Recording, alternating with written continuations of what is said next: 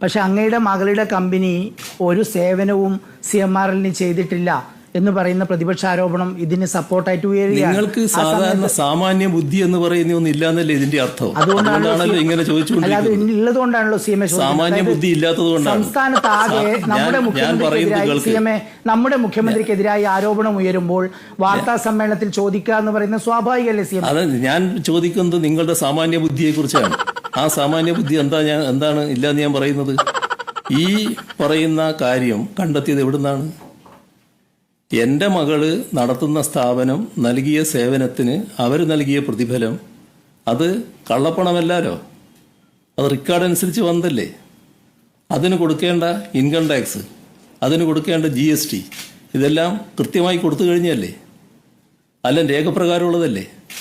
നിങ്ങൾ ആരെങ്കിലും അത് കാണുന്നുണ്ടോ? നിങ്ങൾ ആരെങ്കിലും എന്നല്ല, നിങ്ങൾ കാണുന്നുണ്ടോ? അത് മറച്ചു വെച്ചുകൊണ്ടല്ലേ കാര്യങ്ങളൊക്കെ പറയുന്നത്?